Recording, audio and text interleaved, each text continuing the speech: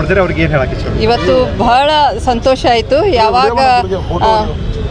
ಯಾವಾಗ ಜಗದೀಶ್ ಶೆಟ್ಟರ್ ಅವರು ನಾಮಪತ್ರ ಸಲ್ಲಿಸಲಿಕ್ಕೆ ಈ ಥರ ಅಭಿಮಾನಿಗಳು, ಮೋದಿಜಿ ಅಭಿಮಾನಿ ಭಾಳ ಅಂದರೆ ಭಾಳ ಪ್ರಮಾಣದಲ್ಲಿ ಸೇರಿದ್ದಾರೆ, ದೊಡ್ಡ ಸಂಖ್ಯೆಯಲ್ಲಿ ಸೇರಿದ್ದಾರೆ. ಹೀಗಾಗಿ ನಮ್ಮದು BJP ವಿಜಯ ಆಗ್ತಾರಂತ ನಾನು ಹೇಳಲಿಕ್ಕೆ ಬಯಸುತ್ತೇನೆ.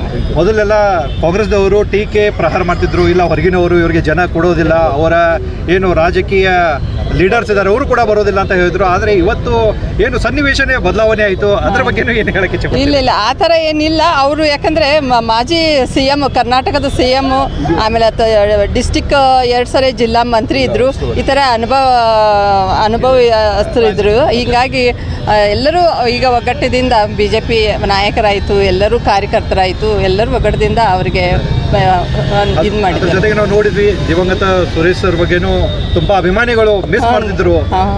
ಇದನ್ನೆಲ್ಲ ನೋಡಿ ಅದ್ರ ಬಗ್ಗೆನೂ ಏನು ಹೇಳಕ್ಕೆ? ಅದೇ ಸರ್ ಇದ್ದಾಗ ಹೆಂಗೆ ಪ್ರೀತಿಯಿಂದ ಸರ್ಗೆ, ಸುರೇಶ್ ಅಂಗಡಿ ಸರ್ಗೆ ಹೆಂಗೆ ನೋಡ್ಕೋತಿದ್ರು ಕಾರ್ಯಕರ್ತರ, ಅದೇ ಪ್ರೀತಿನೇ ಜಗದೀಶ್ ಶೆಟ್ಟರ್ ಸರ್ ಅವರಿಗೂ ನೋಡ್ಕೊಂಡಿದ್ದಾರೆ.